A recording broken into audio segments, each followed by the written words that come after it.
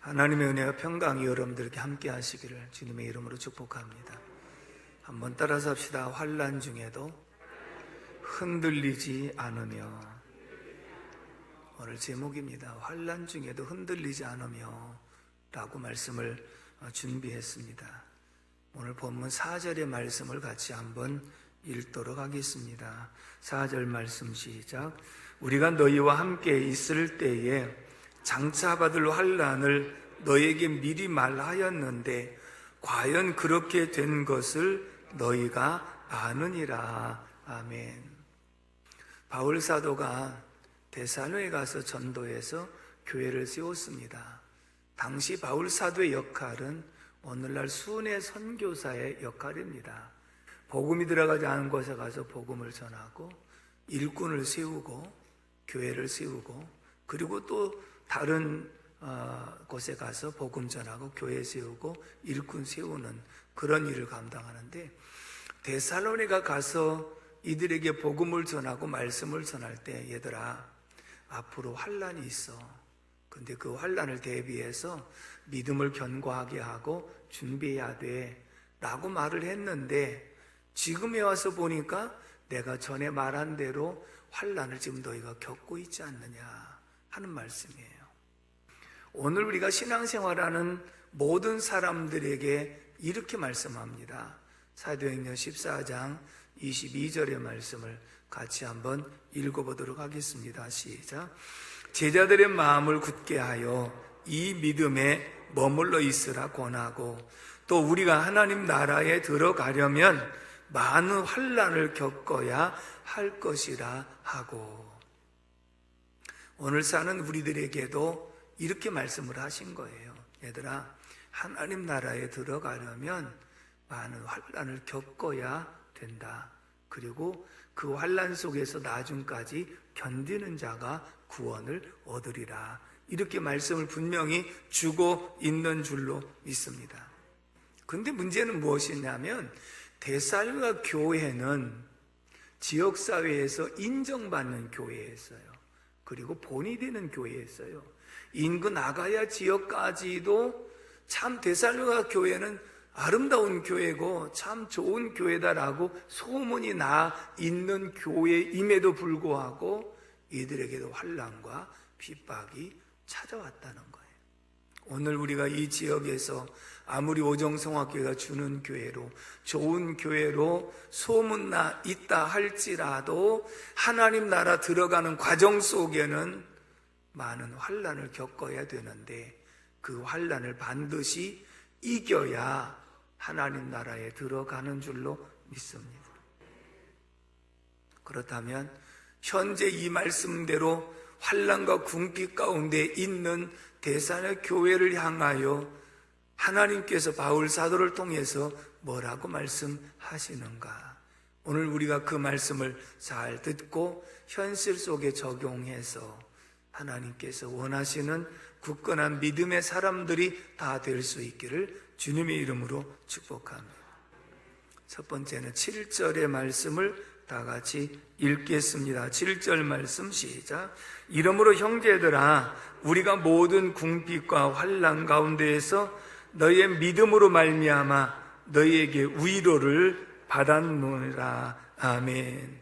따라서 합시다. 궁핍과 환난 중에도 믿음을 지켜나가야 한다. 아멘. 지금 데살로니가 교회 성도들이요, 궁핍과 환난을 당하는데도 믿음을 지켜나가는 것을 감사한다.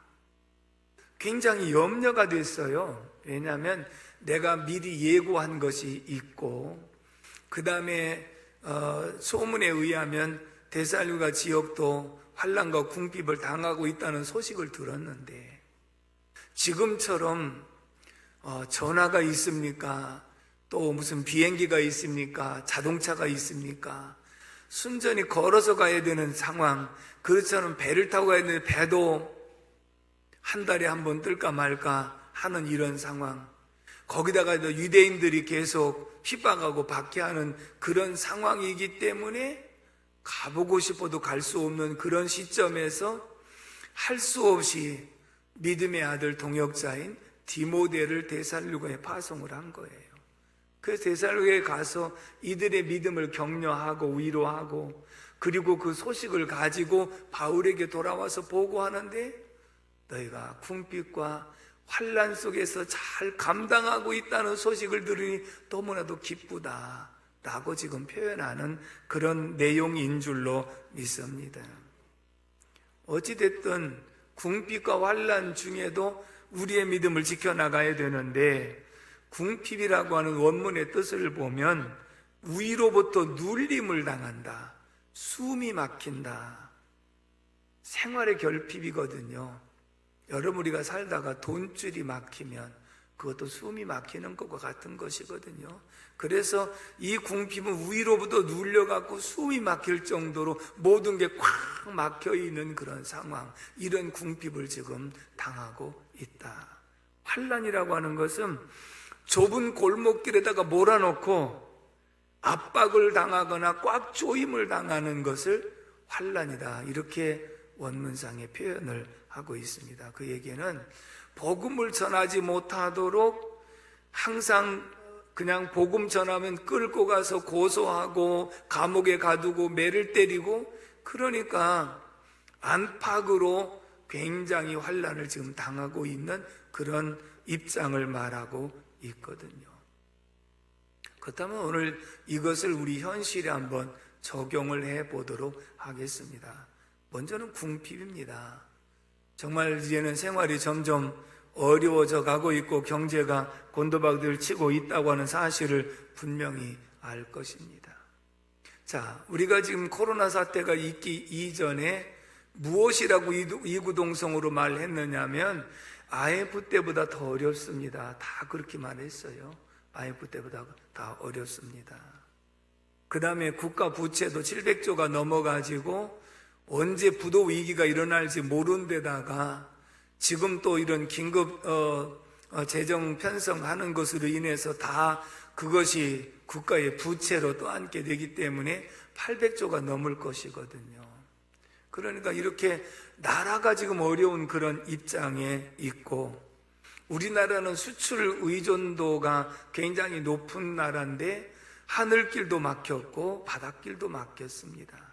그래서 공항은 비행기 정류장으로 주차장으로 이렇게 완전히 비행기들이 다 빽빽하게 멈춰 서 있는 그런 모습을 볼 수 있고, 선박들도 항해를 할 수 없어 부두에 정박된 그런 모습을 볼 수가 있습니다.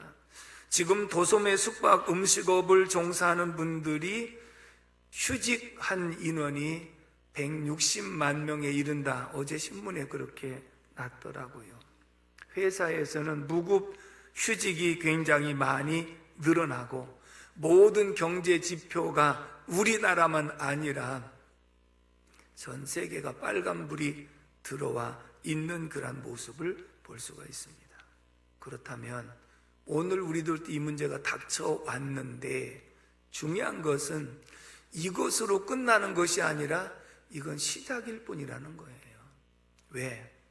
마지막 때에는 처처의 기근과 지진이 있으며 난리와 난리의 소문이 있는데 지금보다도 훨씬 더 어려움이 도사리고 있다는 사실을 우리는 간과해서는 안 되는 줄로 믿습니다. 그렇다면 현재 이런 궁핍과 경제적인 위기를 내가 극복하지 못한다고 한다면 더 힘들고 어려운 이런 환경 속에 있을 때 어떻게 극복할 수 있겠습니까? 그래서 일단은 현재의 궁핍과 환난을 극복할 수 있는 비결이 무엇이냐? 바울 사도는 이렇게 제시해 주었습니다. 빌립보서 4장 11절에서 12절의 말씀을 읽겠습니다. 시작. 내가 궁핍함으로 말하는 것이 아니니라. 어떠한 형편에든지 나는 자족하기를 배웠노니 나는 비천에 처할 줄도 알고 풍부에 처할 줄도 알아. 모든 일 곧 배부름과 풍부와 궁핍에도 처할 줄 아는 일체의 비결을 배웠노라. 아멘. 바울 사도는요, 내가 풍부 속에서도 절제할 줄 알게 되었고 비천과 궁핍함 속에서도 대처할 줄 알았다. 그런데 만약에 이것으로만 끝나면 굉장히 교만한 말 같습니다. 내가 풍부 속에서도 대처할 수 있었고 궁핍과 가난 속에서도 대처할 수 있었다. 그것은 내가 아니요. 13절 말씀 다 같이 읽습니다. 시작. 내게 능력 주시는 자 안에서 내가 모든 것을 할 수 있느니라. 아멘. 이 말씀은 나의 힘이 아니라 내가 풍부 속에서도 교만하지 않도록 하나님이 은혜를 주셨고 내가 극히 가난 속에서도 흔들리지 않도록 주님이 은혜를 주셔서 내게 능력 주시는 자 안에서 자족하는 것을 배웠고 감당할 수 있었다라고 고백을 하면서 오늘 우리들이 현재 궁핍과 환난이 있을지라도 이보다 더 큰 궁핍과 환난이 도사릴지라도 가장 중요한 것은 자족하는 비결인데 내게 능력 주시는 자 안에서 자족할 수 있음을 분명하게 말씀하고 있는 줄로 믿습니다. 제가 종종 드렸던 간증 가운데 신학교 다닐 때 신학생들 가는 곳에 빈 그릇뿐이다. 모처럼만이 서로 생일이 돌아온다, 애들 돌이 돌아온다지 그러면 가까운 친구들 초청해서 저녁이라도 같이 나눌 때가 너무 미안할 정도로 그릇이 깨끗하게 간장 그릇까지 싹싹 비워서 그렇게 힘들고 어렵게 살았던 그런 시절이 있었습니다. 쌀 떨어져 본 것은 한두 번이 아니었는데 하필이면 이삭이 돌이 다가왔는데 쌀이 떨어졌어요. 내 마음에는 좀 그때 친구들이라도 초청해서 식사라도 같이 한번 나눠야 되겠다고 생각했는데 전날부터 쌀이 떨어졌어요.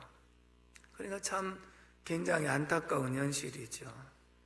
등록금이 없어서 얼마나 많이 울부짖으면서 기도했는지 차비가 없어서 그 먼 길 걸어갔던 적도 있었거든요. 그런데 친구들하고 만나서 그런 얘기를 나눴어요. 야, 우리가 이렇게 힘든 과정을 겪고 있는데 원망하지 않고 불평하지 않고 웃으면서 살 수 있는 이유가 뭐냐? 둘 중에 하나다. 첫째는 믿음이든지 둘째는 정신 돌았든지. 근데 아무리 생각해도 정신 돌은 것은 아니더라고요. 뭘 의미하는지 아십니까? 그것이 주님의 능력으로 주신 자족하는 마음이었어요. 왜 그랬을까요? 쌀 떨어지고 등록금이 없고 애들이 아프고 병원 갈 돈이 없고 기도밖에 없어요. 금식을 밥 먹듯이 하고 정말 잠을 교회에서 자는 때가 훨씬 더 많았고 어찌하든지 하나님 앞에 매달리고 하나님의 도우심을 간구하고 하나님 앞에 예배에 최선을 다하고 하나님과 관계가 늘 밀접할 때 자족할 수 있는 마음을 주신 거예요. 아멘이십니까? 오늘 우리들이 이런 환난과 궁핍이 다가올 때 가만히 있어도 저절로 이겨낼 수 있는 힘이 생기는 것이 아니라 힘들고 어려울수록 하나님 앞에 더 매달려 기도하고 하나님 앞에 한 번 더 나와서 예배하고 하나님의 은혜를 간구하고 그럴 때 그 속에서 주님이 주시는 은혜와 능력으로 현실을 극복하고 이길 수가 있는 줄로 믿습니다. 그런데 지금 힘들다고 어렵다고 그래서 예배를 등한히 하고 기도를 소홀하게 한다면 얘들아, 지금 조그만한 연단과 환난이 있는데 이 속에서도 흔들리고 넘어지고 있으면 이보다 더 큰 환난이 다가왔을 때 어떻게 그것을 극복할 수 있겠느냐? 작은 환난을 믿음으로 극복한 경험이 되어져야 어떤 더 큰 환난이 와도 능히 이겨낼 수 있는 힘이 생기기 때문인 줄로 믿습니다. 아멘이십니까?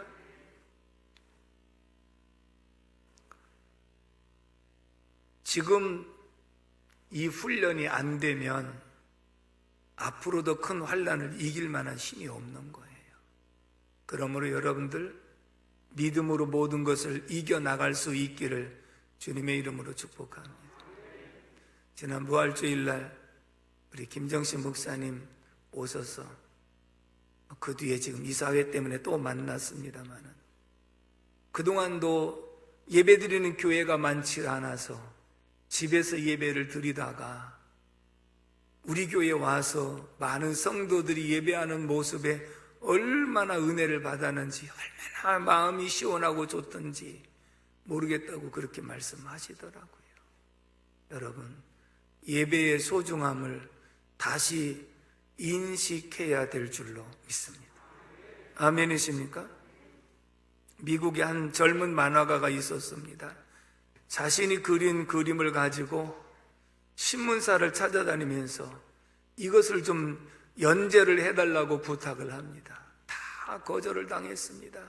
심지어 어떤 한 기자로부터는 아주 모멸을 당하고 독설까지 퍼붓기도 하고 이걸 그림이라고 그리면서 어디를 가지고 와서 연재를 부탁하느냐고 상당히 어려움을 겪었습니다. 그래도 낙심하지 않고 교회 홍보물을 그리면서 기회가 오기를 기다렸습니다. 생활이 어려우니까 창고와 같은 곳에서 기거하고 있었는데, 그런데 창고 같은 곳 살다 보니까 쥐들이 많이 들어옵니다. 생쥐들이. 우리 어렸을 때요, 자다가 보면 쥐들이 방으로 들어올 때가 있었거든요. 문구멍으로 들어올 때 있고, 천장에서 그냥 쥐들이 아주 달리기 하고 난리를 치고 그러다가 천장에서 뚝 떨어지기도 하고.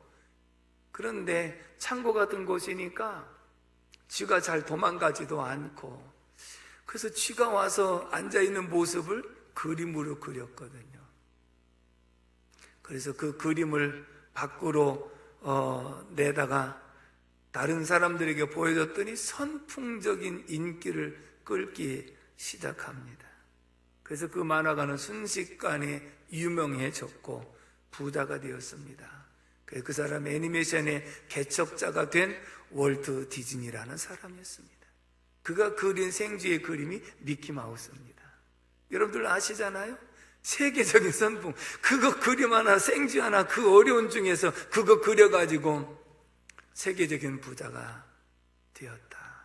여러분, 우리가 아무리 죽을 환경과 정말 급박한 궁핍 속에 있을지라도 좌절과 낙심하지 않고 끝까지 때를 기다리고 소망을 가지면 내게 능력 주시는 자 안에서 이 모든 것을 이겨낼 수 있는 힘을 공급해 주시는 분이 믿음의 온전케 하신 예수신 줄로 믿습니다. 여러분, 우리도 이미 과거에 다 겪었던 경험들이 있습니다. 일제 지하에서 말할 수 없는 수모와 그리고 궁핍을 견뎌냈습니다. 6.25 전쟁으로 폐허가 되어진 그 모습 속에서도 극복해냈습니다. 어려운 보릿고개 시절도 다 극복하고 이겨냈습니다. IMF도 이겨냈습니다. 세계적인 금융위기와 경제위기도 극복해 나서 오늘에 있게 되어진 줄로 믿습니다. 그렇다면 오늘 우리들이 이 코로나 전국과 그 이후에 올 경제적인 위기는 분명히 큰 것입니다마는 과거의 믿음으로 기도하며 이겨냈던 경험을 통해서 다시 한번 극복하고 이겨낼 수 있는 믿음의 역사가 있기를 주님의 이름으로 축복합니다.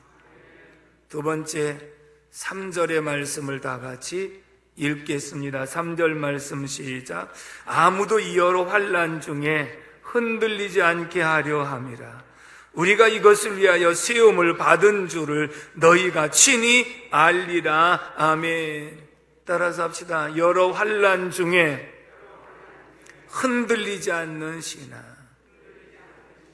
주의 종들을 세우신 이유는 여러 환난 중에서도 흔들리지 않도록 붙잡아주고 위로하고 격려하게 하기 위해서 종들을 세웠다고 바울은 고백하고 있는 줄로 믿습니다.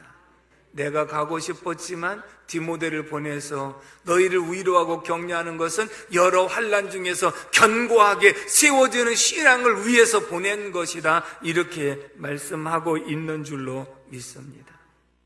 이들이 지금 환난을 당하는 이유가 무엇이냐면 유대인들로부터 받는 핍박이 컸습니다.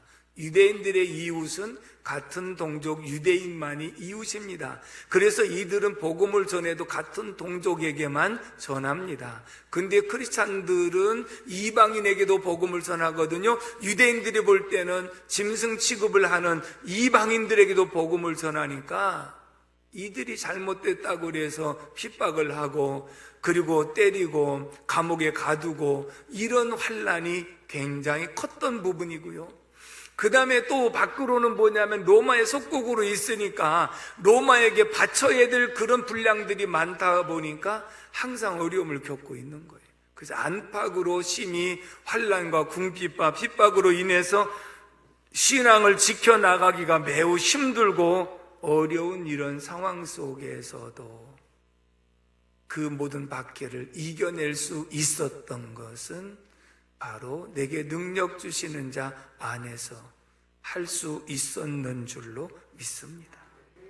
그래서 바울 사도처럼 곳곳에서 핍박과 박해를 받으면서 2절에 이렇게 말씀을 합니다. 2절 말씀 읽어봅니다. 시작. 우리 형제 곧 그리스도의 복음을 전하는 하나님의 일꾼인 디모데를 보내노니 이는 너희를 굳건하게 하고 너희 믿음에 대하여 위로함으로 아멘. 너희를 굳건하게 하고 고정해서 든든한 기초를 세우게 하고 믿음에 대하여 위로함으로 든든히 세워서 성장하게 하는 것이다 라고 말씀을 했거든요. 우리는 믿음으로 세워지는 것만이 일이 아니라 성장해야 된다는 거예요. 거기에 머물러서 어린아이가 태어나면 1살 먹었으면 이제 걸음마라도 해야 되고 10살 먹었으면 뛰어다녀야 되고 장성하면 자기가 할 수 있는 일을 해야 되는 것처럼 우리가 한 번 극복했다고 된 것이 아니라 극복한 이 가운데서 성장해야 된다. 말씀과 기도로 성장해야 되는 줄로 믿습니다. 그래서 우리는 이 여러 환난 중에서도 흔들리지 않는 신앙이 돼야 된다라고 말씀을 하고 있거든요.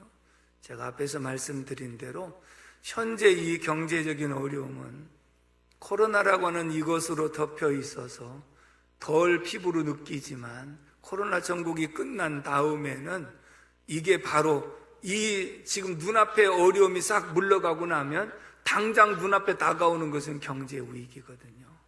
그럼 이것 또한 굉장히 큰 환난으로 다가올 수 있는 그런 부분이고요. 여러분, 이제 총선이 지났습니다. 총선의 결과는 여러분들 각자 느낌이 다 다를 수가 있습니다만은 제가 주의 종으로서 한마디 꼭 말씀을 드리고 싶은 것이 있습니다. 선택은 국민들이 했고 일의 결정은 하나님께로부터 난다고 그랬으니까 우리는 거기에 순응을 해야 되는데 총선의 결과로 인해서 앞으로 다가올 환난을 대비하지 않으면 안 된다. 이 말씀을 꼭 주목해 주시기를 바랍니다. 자, 총선 전에 코로나 사태 이전에 지금까지 해온 일을 보면 경제가 3년 동안 완전히 곤두박질을 쳤다. 다 인정하십니까? 다들 그렇게 말했어요. IMF보다 더 어렵다고 그렇게 말을 했습니다. 그 다음에 청와대 울산시장 하명 수사로 인해서 많은 사람들이 기소가 되면서 공소장도 공개하지 않는다. 그래서 논란이 됐습니다. 그 다음에 조국 사태로 인해서 많은 문제를 이야기했습니다. 여러 가지 측면에서 굉장히 여당에 불리한 것은 사실이었거든요. 굉장히 다 현실을 볼 때. 그 다음에 동성애 또 차별금지법을 자꾸 강조하는 그런 당들이 있었기 때문에 교계에서 나서서 반대하는 그런 일로 인해서 굉장히 사실은 불리한 입장이 됐습니다.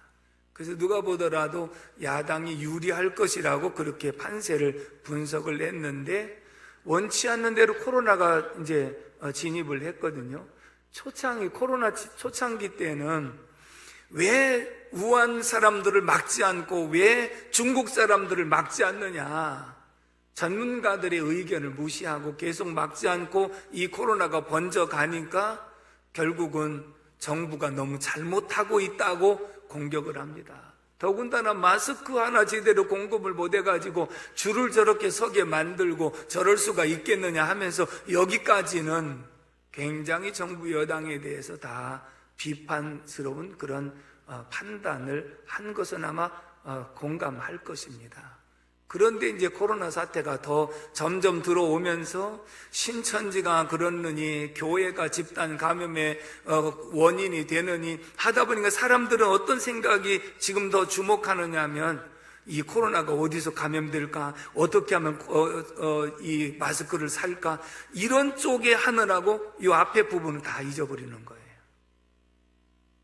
그러다가 이제 정부에서 돈을 준다 시작을 했습니다. 지자체에서 준다. 그러니까 사람들은 돈 준다고 하니까 야, 소득 하위 70% 준다는데 내가 해당되는가 안 되는가 한번 알아봐라. 그래가지고 뭐 또 경기도에서 준대, 부천서도 준대. 그러니까 지금 받았습니까? 총선 끝나고 아직 받지도 못한 그런 상황인데 미리 그렇게 얘기를 하니까 사람들이 돈 준다는 말에 이 코로나 전국과 돈 준다는 말에 이 부분이 싹 잊혀져 버리고 간 거예요. 자, 그래서 어찌됐든 정말 역대 최고의 압승으로 이렇게 거뒀는데 결과가 어떠한지.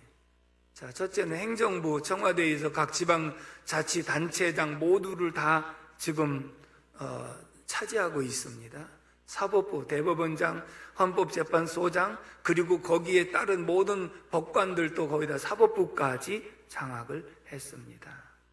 이제는 견제에 기능할 수 있는 입법부까지 180석을 차지했으니까 개헌선만 안 됐을 뿐이지 무엇이든지 마음만 먹으면 다 통과시킬 수 있는 무소불위한 권위를 가지고 있습니다.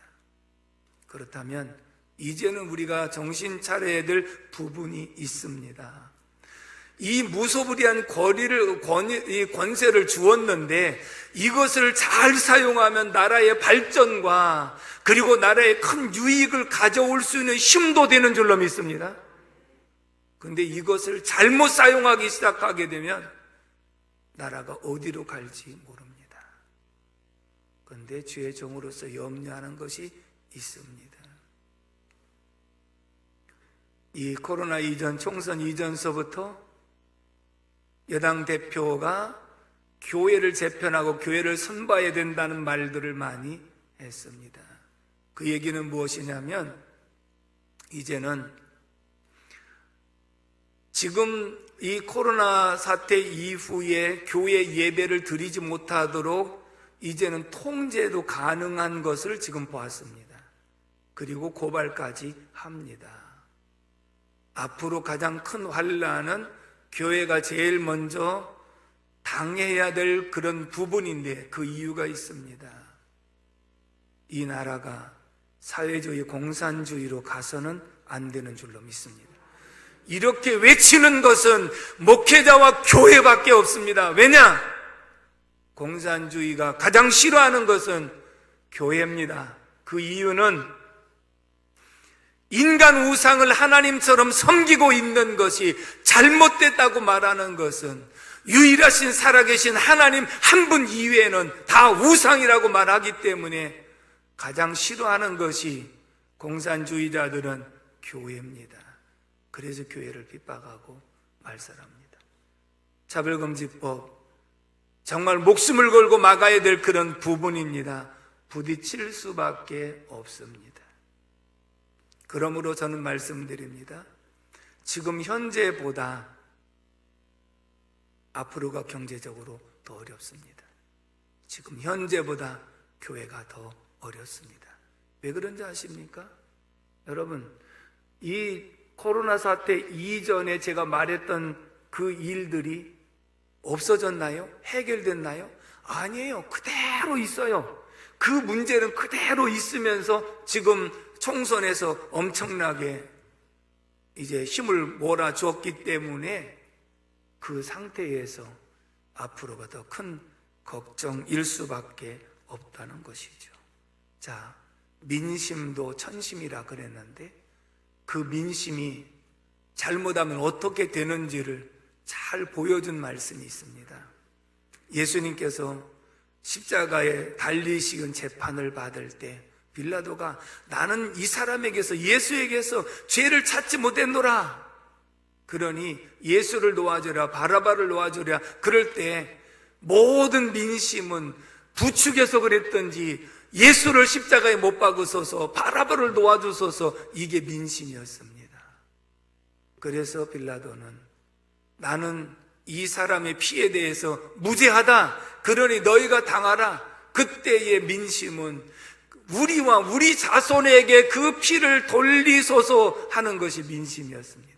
모두가 다 거기서 반대하면 정말 완전 나쁜 사람 될 수 있는 그런 소지에서 그게 민심이었습니다. 예수님 십자가에 결국 달리셨습니다. 민심에 따라서 달리셨습니다. 그리고 예수님 돌아가시고 30-40년 후에 우리와 우리 자손에게 돌리소서 했던 대로 예루살렘 멸망으로 100만 명 이상이 죽었습니다. 그리고 나라 없는 서름을 2554년 동안 떠돌이면서 세계 속에서 학살과 그 박해를 너무나도 많이 받은 것이 민심이었습니다. 오늘 제가 여러분들에게 이렇게 말씀드리는 이유는 현실의 코로나의 환난도 이겨내야 된다. 경제의 어려움도 이겨내야 된다. 그러나 이것으로 끝났다고 생각하지 마라. 이보다 더 큰 경제 위기가 찾아온다.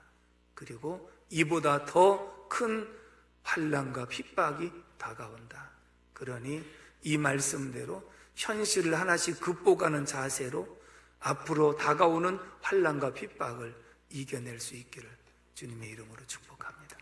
기도하겠습니다. 고마우신 아버지 하나님, 은혜와 사랑을 진심으로 감사를 드립니다. 하나님께서 오늘도 저희들을 사랑하여 주셔서 예배할 수 있게 하시고 말씀 받게 도와주신 것 감사합니다. 현실의 궁핍과 환난이 다가올지라도 내게 능력 주시는 자에서 모든 것을 할 수 있는 믿음으로 이겨낼 수 있도록 도와주시옵시고 앞으로 다가올 더 경제의 위기도 이 믿음으로 이겨낼 수 있도록 도와주시며 어떤 교회에 대한 환난과 핍박이 올지라도 끝까지 믿음을 지켜나갈 수 있는 신앙을 허락해 주시옵소서. 우리 성도들을 지켜주시옵소서. 환난에서 극복하게 도와주시옵시고 궁핍에서 일어날 수 있도록 도와주시며 능히 극복할 수 있도록 도와주시옵소서. 예수님의 이름으로 기도 올리옵나이다. 아멘.